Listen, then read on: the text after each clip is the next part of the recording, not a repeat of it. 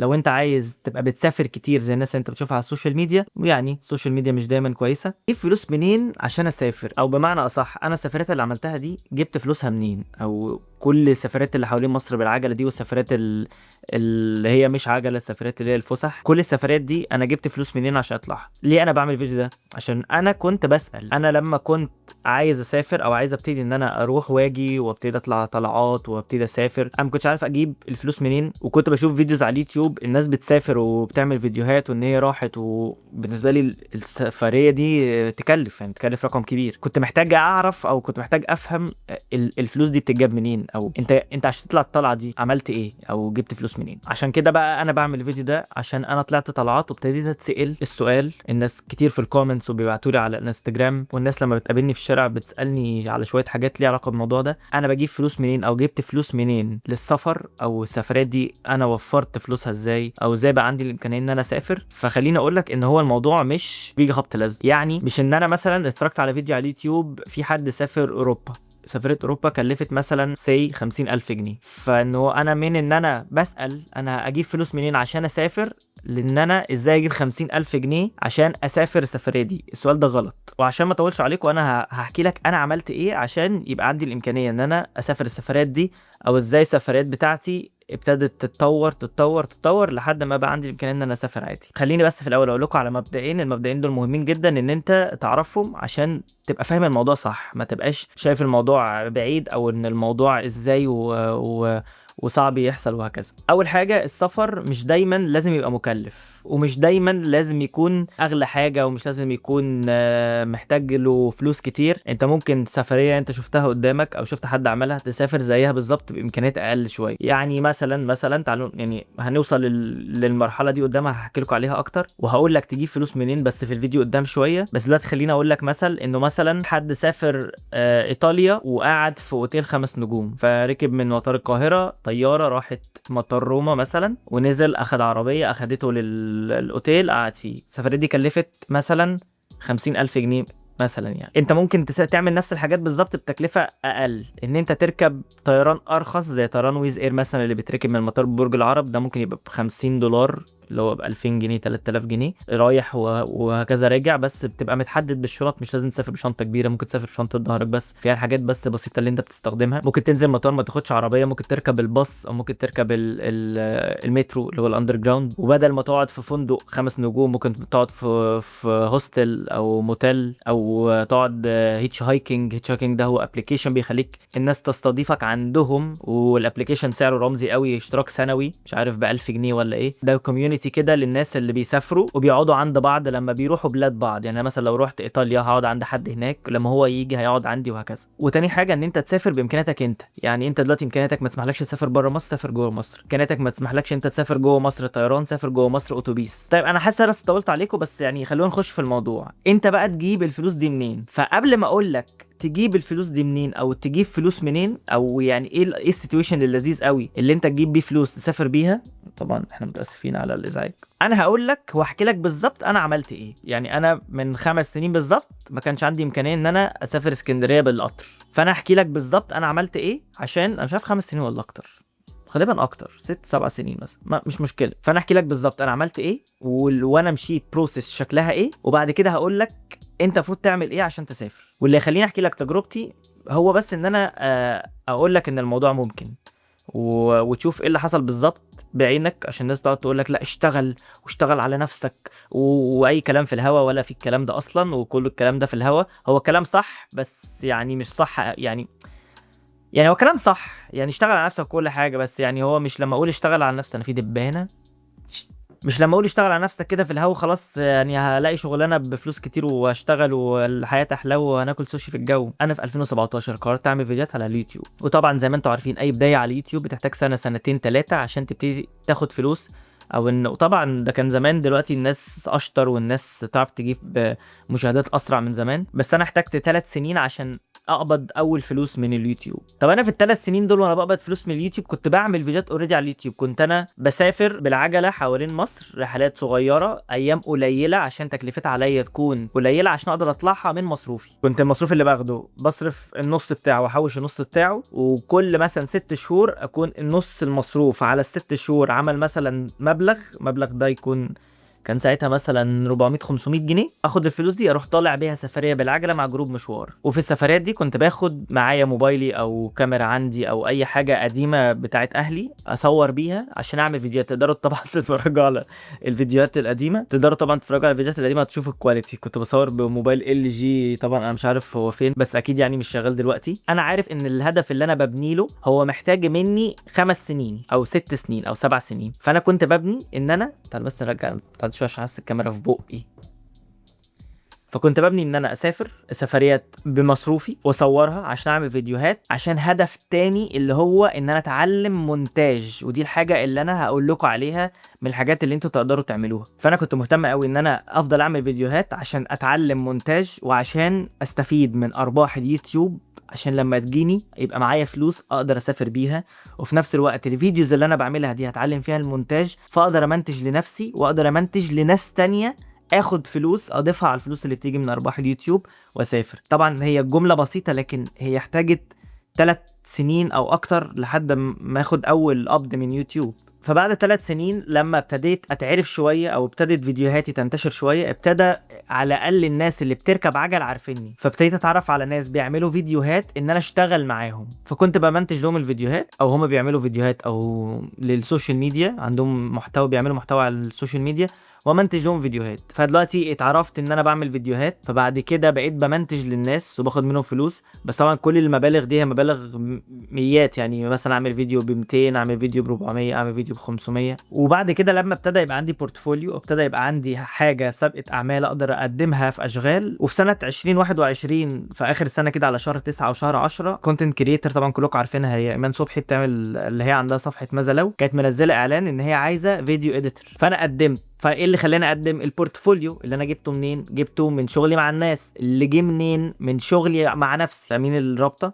وفعلا جيت في اخر 2021 اشتغلت مع ايمان صبحي في برنامج ماذا لو، واحنا النهارده عاملين اكتر من 200 فيديو مع بعض. ومن ساعتها وانا شغال مع ايمان في صفحه ماذا لو لحد دلوقتي. يعني الفيديوهات اللي انتوا بتشوفوها دلوقتي على صفحه ايمان على اليوتيوب او على الانستجرام دي انا اللي بصورها وانا اللي بمنتجها. فانا طبعا بشتغل بقالي سنين كتير، فده ساعدني ان انا اقدر اسافر اكتر، وفي نفس الوقت بعمل فيديوهات من زمان وابتديت انتشر اكتر وابتديت اتعرف اكتر، فده خلاني اعرف اجيب فلوس اكتر من اليوتيوب او هكذا. فبالتالي ده اداني مساحه ان انا اسافر اكتر. فهي دايما كده، دايما انه خدها سلم. فانا مثلا من 7 8 سنين ما كنتش اقدر اسافر مثلا اسوان طياره. ليه؟ ما انا ايه اللي يخليني اركب طياره مثلا ب 1000 جنيه ولا ب 2000 جنيه؟ طب ما انا اسافر بالقطر ب 200 جنيه بس دلوقتي اقدر.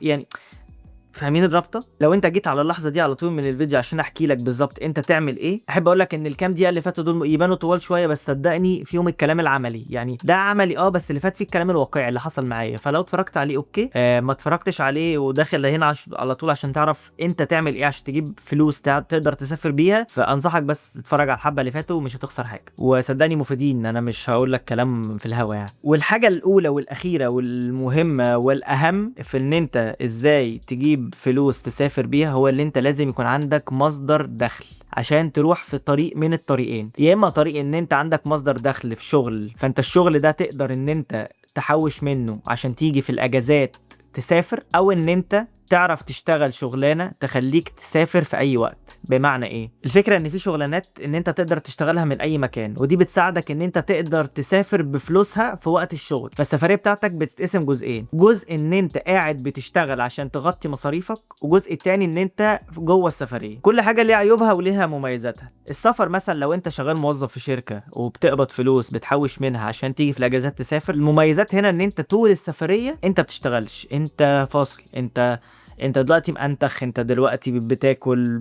نازل الميه، بتتمشى، خارج، بتعمل اكتيفيتي ايا كان، فانت مش مطلوب منك شغل. ومشاكلها ان انت بتقعد فتره كبيره ما بتسافرش. لكن الشغلانات اللي انت او طريق السفر التاني ان انت تسافر جوه سوري، ان انت تشتغل جوه السفريات دي بتخليك ان انت جوه السفريه مطلوب منك شغل، مطلوب منك ان انت تمنتج فيديوهات، مطلوب منك ان انت تعمل ديزاينات، مطلوب منك ان انت تتابع الشغل، مطلوب منك شويه حاجات، بس في الاول وفي الاخر انت مطلوب منك شغل. دي المشاكل اللي فيها، لكن المميزات ان انت تقدر ان انت تسافر اكتر بكتير. طب ايه الشغلانات اللي انت تقدر تشتغلها من اي مكان؟ شغلات زي المونتاج اللي انا بشتغلها، شغلانات زي الجرافيك ديزاين، شغلانات زي البرمجه، وكل واحده من دول جواها بحر كبير تقدر تتخصص في واحده فيهم بس. ودي النصيحه الاهم، ان انت لو هتشتغل حاجه من الحاجات دي اشتغل واحده جواها. يعني ما تشتغلش مونتير، ما تشتغلش فيديو اديتور، اشتغل ريل كريتور او ريل اديتور، اشتغل يوتيوب فيديو اديتور، اشتغل فيسبوك فيديو اديتور، اشتغل موشن جرافيك ديزاينر، اشتغل انيميتر. يعني حدد واحده واعرفها واشتغلها. وجوه الجرافيك ديزاين اشتغل لوجو ديزاينر، اشتغل سامنيل ديزاينر، اشتغل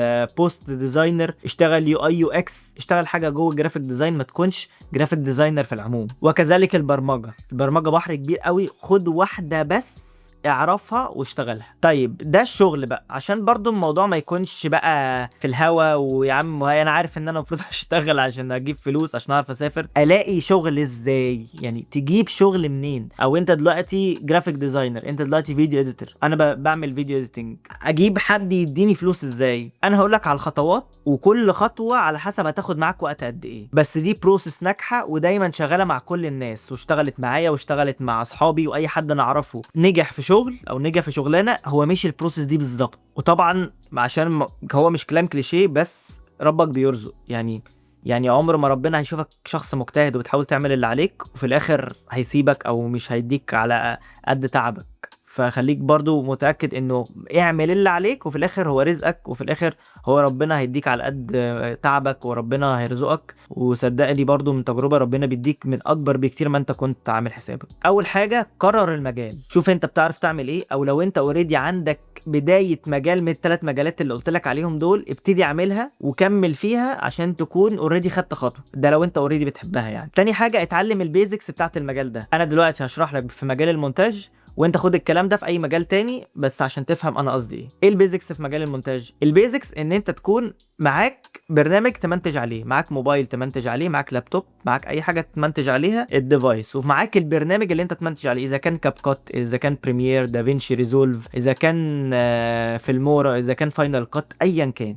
اختار البرنامج واختار اسهل برنامج في البدايه. وبعد كده بيزكس المونتاج ان انت تكون فاهم واجهه البرنامج، بتعرف ان انت تحط عليه الماتيريال اللي انت تصورتها او اللي اتصورت في العموم، وان انت تحطها على التايم لاين وتقصقصها وتشيل السكتات والزيادات وتحط مزيكا، وان انت تضيف عناصر زي الصور والكتابه. وبعد كده ان انت تعمل اكسبورت للفيديو، فيبقى معاك فيديو فاينل انت يعتبر منتجته، ان انت خدت الفوتج اللي متصوره خرجتها في فاينل فيديو. دي كده بيزكس. وتالت حاجه ان انت تعمل بالبيزكس اللي انت اتعلمتها دي حاجه لنفسك. قرر فيديوهايه او قرر فكره فيديو وصوره ومنتجه ونزله على السوشيال ميديا، قول ان انت صورت الفيديو ده ومنتجته، وخد راي الناس. هتلاقي الناس بتقولك على شويه افكار ان انت تطور بيها نفسك، وخد الافكار دي ابتدي عدلها واعمل نسخه جديده ونزلها على برضه على السوشيال ميديا عندك. قول انا كنت عملت الفيديو ده واراء الناس كانت كذا، وانا عملت التعديلات بتاعتهم وطلع الفاينل برودكت معايا ده، فايه رايكم؟ وهكذا. هتعمل البروسيس دي مرتين ثلاثه، وبعد ما تكون عملت البروسيس دي هتبتدي ان انت يبقى معاك برودكت جميل شكله حلو منمق. يعني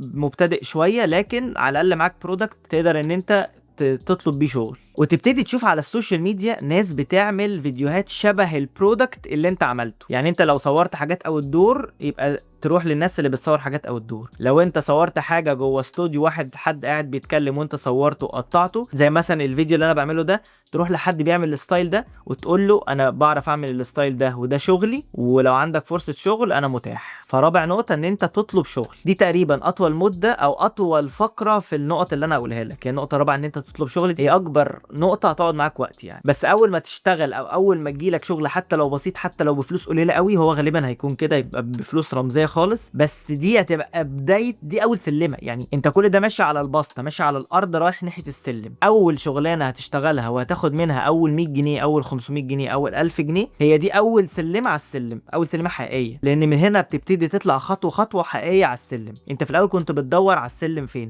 لكن هنا انت لقيت السلم. والغلطه الاساسيه اللي الناس كلها بتقع فيها ان هي بتبتدي من هنا تجمع فلوس. ودي الغلطة اللي يعني انت لو عملتها انت انسى ان انت توصل لاي حاجة. انت المفروض لما تطلع اول سلمة، تاني سلمة بالنسبة لك تكون ان انت تطور نفسك ازاي، وايه نقط الضعف عندك، وتتفرج وتغذي بصرك وتبتدي تتمرن وتمنتج على قد ما تقدر من غير ما تفكر في ان انت تجمع فلوس من اللي انت بتعمله ده. لان خليك عارف اللي انت بتعمله ده ناس كتير قوي بتعرف تعمله، ولو انت بتعمله ب50 جنيه في حد بيعمله ب10 جنيه، ولو انت بتعمله ب10 جنيه فهتلاقي حد بيعمله ب5 جنيه. لان المنافسة هنا ناس كتير قوي، شغل واسع قوي، فبالتالي المنافسة فيه صعبة جدا. فانت لو ابتديت تجمع فلوس هنا مش هتوصل لحاجة. فالنقطة الخامسة ان انت لازم تطور نفسك، لازم ما ينفعش تقف هنا من غير ما تطور نفسك. وانس ان انت طلعت تاني سلمة وهي ان انت تطور نفسك وتبتدي تعمل حاجات احسن. سادس نقطة ان انت تبتدي تعمل شغل مختلف لكذا حد مختلف. يعني ما تروحش لشخص واحد تفضل معاه فترة كبيرة وهو ده اللي انت بتشتغل معاه،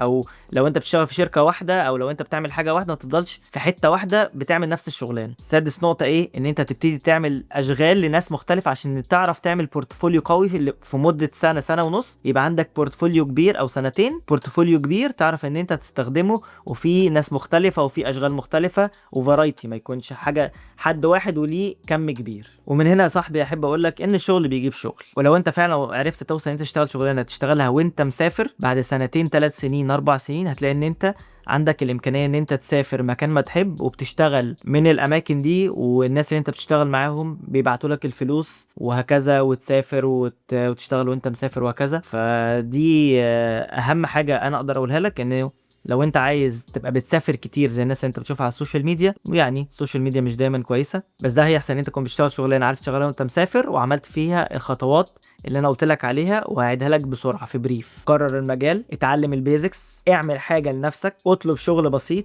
طور نفسك، وخلي عندك فرايتي. وبالحاجات دي هتقدر ان انت تشتغل شغلانات تجيب لك فلوس، وان شاء الله هيكون طبعا الاهداف بتتغير. ممكن بعد ما تخش في السكه دي تلاقي اهدافك اتغيرت زيي ما بقتش مهتم قوي. لكن لو انت عندك الهدف ان انت تبقى بتسافر وبتلف العالم، ده بداية الطريق. وبعد كده طبعا ربنا شايل لكل واحد فينا خطة تاني خالص غير خالص اللي احنا حطينا لنفسنا، وكله طبعا زي ما احنا قلنا ربك كريم من الاخر، يعني ربك كريم. بس دي شوية خطوات عملية تقدر تعملها، وبعد كده ربك هيرزقك. دي كانت كل حاجة. افتكر دايما ان انا دانيال هشام، وان ده كان فيديو جديد. الى اللقاء.